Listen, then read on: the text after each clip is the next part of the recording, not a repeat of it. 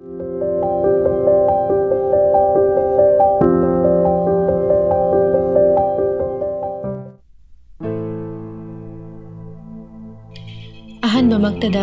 Story Collection gi maikaidagi mayambu amukka hana taramna okjari. Ngasisu mayamgidamakta wari anauba makhak puduna lakjari. Khudongchadaba khara leibana wari se changnaina thagatpa ngamjakhidre. Sidagidi wari singase changnaina thagatnaba hotnajagi. Mayamna waraubidanaba haizari. Aduga mayamgi seba kuina sangna tauba ngamnanaba ekhoigi channel asibu mayamna support taubiyu. Imphaldagi kilometer maudrarom haitharaga leiba khun amani. Khusem yaudana mahausagi oina pukning huna phazaraba ingna chikna leiba adugumlaba khun macha amakhakni. Khun adugi khunjasing aduki matik thabak ingkhang sunomba yamna kalami. Amaga aray leita hangnaduna nungsi chanana leirami. Nongmagi sujanomjaduna leizaba yamna piktakna sajaba yum aduda mama macha makhoi ahum khak leirami. Nongma nungthilamada lembadu mi phunare haiduna lekaigi angang amana hobe chelaktuna tamlami. Parina Tathanil Kaidoragene pariye nangna sorgado samnadabi chela idubo dalembado miga phuna hore ha ekhoi lembabo kaida phuna horino maning chingi lokchat phamduda as masi angang sigi hongnabido amuk hauramlani phat yam tai he tawise Thanil do mama bu kauraklammi ima hoima ekhoi lembado mi phuna hore haye Asi hairaga pari da onsilaktuna pari lao chase mapandagi macha ahalna lauramba adu imungda thabak loisinduna leirambadagi tholaklaga masu Thanilgi matungda inarai maphamdo yaurabada Thanilna khanariba adu khamdokle mamana lembabu aduaida taramba chayama khongatuna phuba haurai aduga pendana kapladuna lemaida phamthakri Mamagi mataudu uraga lembadu kina mamada yengduna asumna hairai ayo ima ai lanjareba kaurakano nang aingonda ima haina nangna asuk yamna wakhal tadribase karigino ha mamana ngangliba aduda tumina lanjadaba saduna leirami mamadu makhata na nganglai nangna mi phunaba asuk yamna pamlibase karigino hayo Nangi haktakta aise laima noidana si daurabane si khibada su hena phare nangangna doi sarukpudi mayambana muk onsilaktuna masi angang sidiba kaidobaginoba asigi gunda singsiga nangka khanari dubo phat takraba mi singsiga ne hek onjinai dubo nangbu dandrami masu nanghoroi matagum hekta khumlai Tamo, aina khananingdana khanabana temi. Mi pukri sida ising sokpa lakjaba lesabi singsida moina nisa chasilaga karan tarini. Aina dumaina tawnu haibada yadabagineba. Adugasu tamo moina usilaktrini. Thanilna lekai sigi lesabi singse nangga kari thoknage ha. Nangna senari dubo. As aduina teba tamo. Nate nangbu khana chainabasi tawdrasu Irena na hainaba yadrami. Haibada yadabagini tamo na kay khangadana. Machingadu tumthoklaga hairakpani. Matawdu ubada mayambadu nokningba di loirabani. Adubu nokte. Yadragana tumina lakpa yadro. Lesabising sisenabada nangbu tolopirapro ha. Hera tamogi dudi wakhalamada chatkidore. Mi lekai ichal singda mina usilaktraga ekhoina dumilegadro. Pokmina drasu icheijalni atai mafamda moina kusi tawrubadi khangdi adubu aigi mitmangda moina usitabadi yaroi haijariba Thanilna is wangang bagase yam haireda phawre he nang mangairi he lekai sida phawrise mayambagi wa aduda masana masabu phawre khanjaduna khitanga phalap tawraga muktuna lepli Manau nupana adum naga tawrakpa aduda Thanilsu mathunduda kauksinduna amuk makha tarai. ꯑꯩꯅ ꯅꯪꯉꯣꯟꯗ ꯐꯥꯡꯒꯤ ꯄꯨꯈ꯭ꯔꯤ ꯃꯆꯥꯗꯨ ꯏꯁꯤꯡ ꯆꯤꯡꯊꯣꯛꯎꯆꯣ ꯍꯥꯏꯕ ꯅꯠꯇ꯭ꯔꯣ? ꯃꯌꯥꯝꯕꯅ ꯀꯥꯎꯔꯛꯄꯒꯤ ꯃꯊꯨꯟꯗꯨ ꯅꯥꯔꯤꯔꯥ ꯅꯥꯗ꯭ꯔꯤꯔꯥ ꯃꯈꯨꯠ ꯑꯅꯤꯗꯨ ꯆꯪꯗꯨꯅ ꯅꯥꯟꯗꯨꯅ ꯃꯥꯁꯨ ꯍꯦꯛꯇ ꯈꯨꯝꯂꯛꯏ꯫ ꯑꯗꯨ ꯆꯠꯄꯗꯅꯦ ꯇꯧꯔꯤ ꯊꯕꯛꯁꯦ ꯀꯩꯅꯣ ꯈꯪꯗꯦ ꯃꯤꯒꯤ ꯊꯨꯟꯁꯤꯗ ꯍꯦꯛꯇ ꯀꯥꯎꯔꯛꯏꯅꯦ꯫ ꯊꯥꯅꯤꯜꯅ ꯃꯆꯤꯟꯒꯁꯤ ꯈꯨꯝꯃꯤꯅꯦ, ꯁꯠ ꯆꯠꯂꯣ ꯅꯠꯇ꯭ꯔꯗꯤꯅꯦ ꯑꯃꯨꯛꯁꯨ ꯀꯥꯎꯔꯛꯎꯔꯣ? ꯂꯦꯝꯕꯅ ꯆꯠꯀꯦꯍꯦ ꯅꯪꯉꯣꯏꯗꯕꯁꯤ ꯃꯉꯥꯏꯔꯦ꯫ ꯏꯁꯧꯒ ꯂꯥꯡꯁꯤꯜꯂꯝꯂꯒ ꯆꯠꯈ꯭ꯔꯦ꯫ ꯉꯁꯥꯏꯗꯒꯤ ꯇꯨꯃꯤꯟꯅ ꯂꯩꯔꯝꯕ ꯂꯩꯁꯥꯕꯤꯁꯤꯡ ꯑꯗꯨꯒꯤ ꯃꯔꯛꯇꯒꯤ ꯑꯃꯅ ꯋꯥꯗꯨ ꯇꯞꯅ ꯉꯥꯡꯂꯛꯏ꯫ ꯇꯣꯝꯕꯤꯅ ꯇꯥ ꯊꯥꯅꯤꯜ, ꯗꯥ ꯂꯦꯝꯕꯗꯤ ꯂꯥꯟꯖꯗꯕꯅꯦ꯫ ꯊꯥꯅꯤꯜꯅ ꯌꯥꯔꯦ ꯅꯣꯏꯁꯨ ꯄꯨꯟꯅ ꯆꯠꯈ꯭ꯔꯁꯤ, ꯏꯁꯤꯡꯗꯣ ꯁꯣꯛꯂꯨꯔꯣ꯫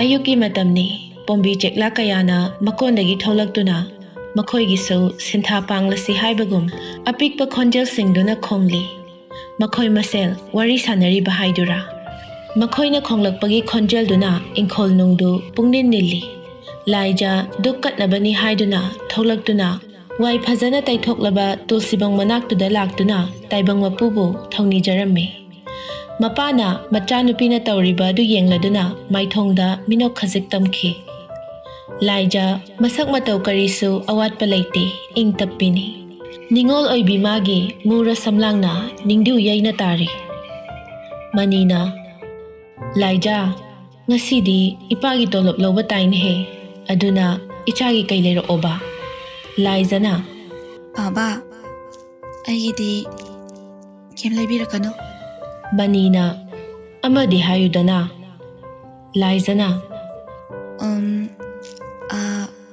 ꯑꯩꯒꯤ ꯂꯪ ꯂꯩꯇ꯭ꯔꯦ, ꯂꯪ ꯑꯣꯏꯅ ꯂꯩꯕꯤꯔꯛꯑꯣ꯫ ꯂꯪꯆꯥꯛ ꯑꯃ ꯄꯨꯊꯣꯛꯇꯨꯅ ꯃꯄꯥꯗ ꯄꯤ꯫ ꯂꯥꯏꯖꯅ ꯁꯤꯒꯤ ꯃꯆꯨꯁꯤꯗ꯫ ꯃꯅꯤꯅ ꯂꯪꯁꯨ ꯂꯩꯔꯛꯀꯅꯤ, ꯏꯆꯥꯒꯤꯅꯦ ꯐꯨꯔꯤꯠ ꯑꯃꯒ ꯂꯩꯔꯛꯑꯒꯦꯀꯣ꯫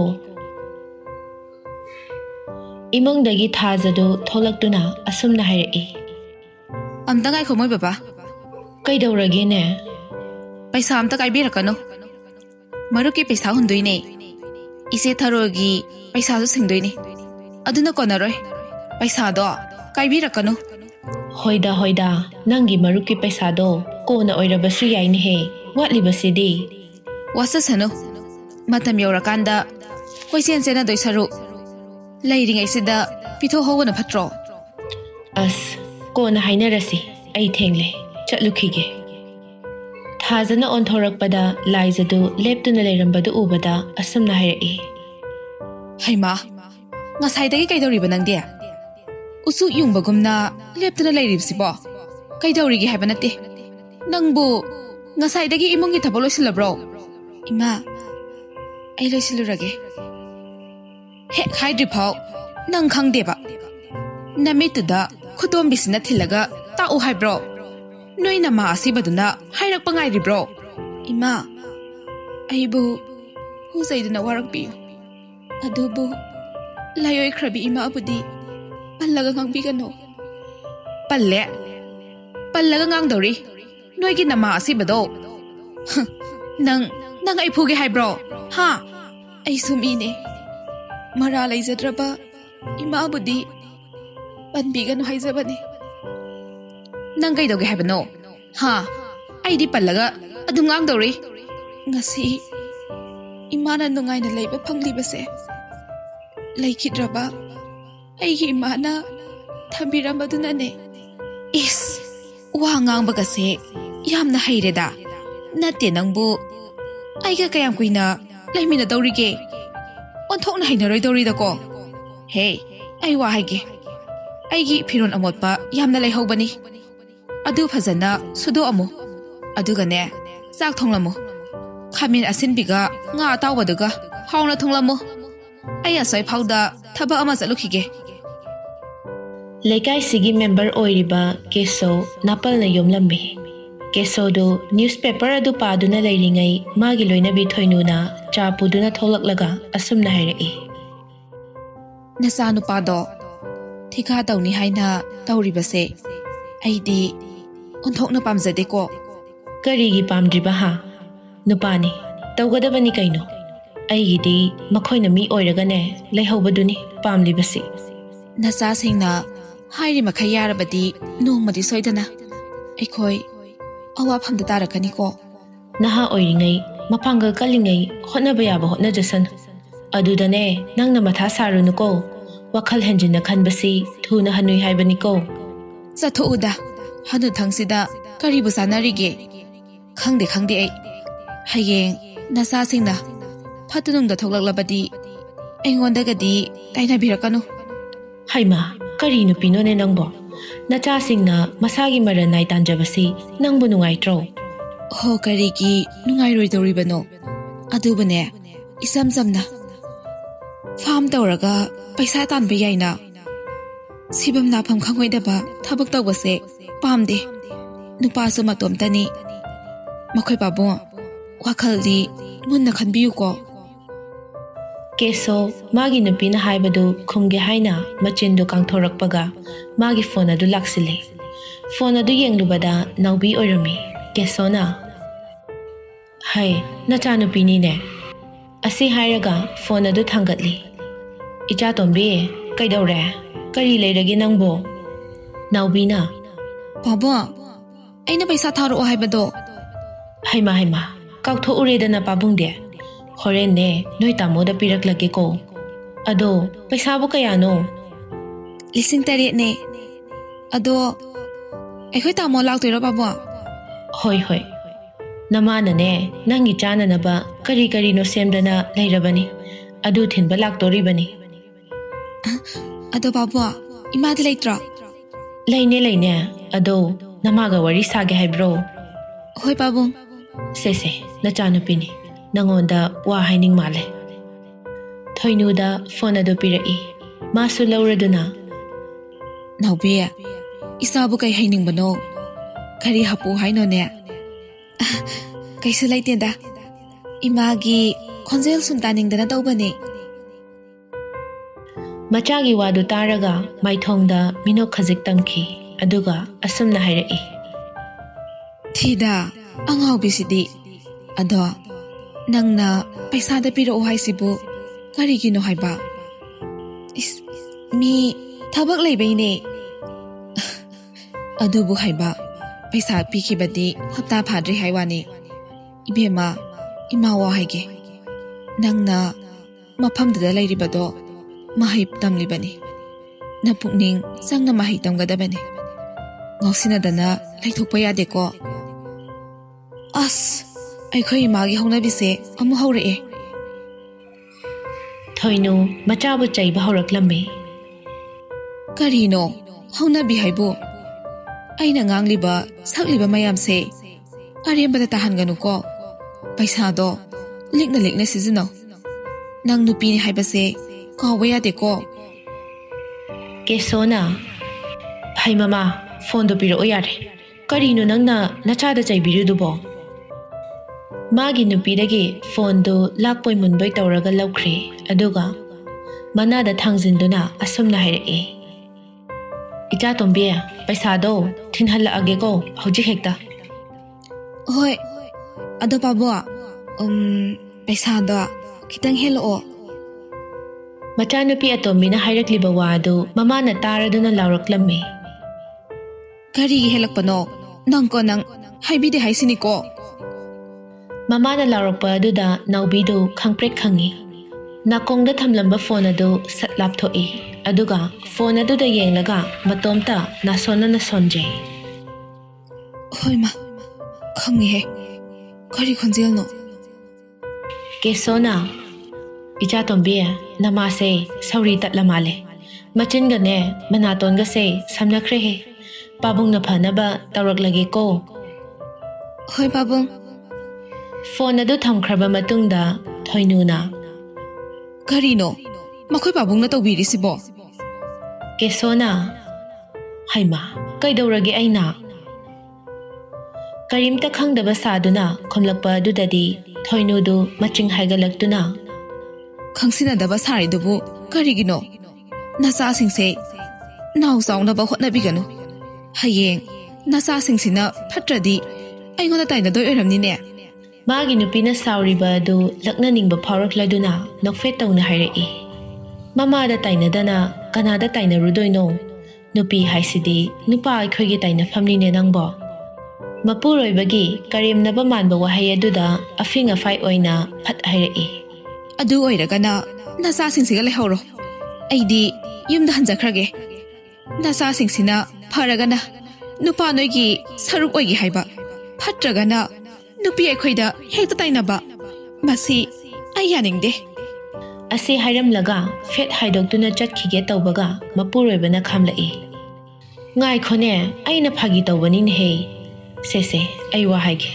Nachana ne Imphalda mahai tamduna lairibase. Paisagi mathau ngaktani ne he. Mamanabi pulakpa kaidawrakpadane chopa yaba natte ne he. Ho adubu haiba. Paisa pikibadi hapta phadri. Haima adubu kaidawrage. Aikhoina lairibase icha singi natro. Wa ngangnabada oiraroi khalladuna thoinuna. Hoi hoi. Nasasingsina haibada yabiyu. Nasa nupadusu pauza zat yam tai. Aigi yaraktadi tahanbirakanu. Hainaringai machanupa khaba adu changlaktuna sofa aduda satphamthaduna hairei. Ima aikhoi bemagi pochai hapa loirabo. Loire. Sida lairabani. Khaba mapada onsilaktuna. Pabung aiga pabunga wari amta sanasi. Kari wari sase haibano. Ai thika se tawraroi. Mapabungdu machada sat yenglai aduga asumna hairei. Karigi kaidawraba. Hojik matamda thika tawba haibase sendong leitre. Masigi mahut business oina tawraga leijarage pabung. Keso wakhal ngaha khallaba tungda tapna hairei. Chume hojik leiriba Manipur gi phibam sida thika tawba kaisi. Phare nangi apambadane pabung yare. Thoinuna Oiroi. Nangna ne business tawba su oiroi. Khabana kainui imana haidubo. Haima aina haise oiroi haibanine. Adui sarukpudi pham tawsi. Lam haire yamna paksawi. Ise malemgi masanupado. Ise malemna haibada ngagi pham tawbase tha amada 1,100 marphumuk phangi haise. Kana de bungo. Aikhoisu pham tawsiko. Kainumi imana haisibo. Aikhoi saigi khongbalupan kumlaga khut khonggase kai chuchuraga leibaduro pamnise. Adudine lairik haitaba moigumbana tawgadaba. Lau khara uraga yenganu khara loiraga pangleida leirase haibraba kainu khangdemi. Thoinuna Karige lairik haitaba masa animak mikok to thongduna laklibani. Mi bu hanthana khanbase imadi yaningde.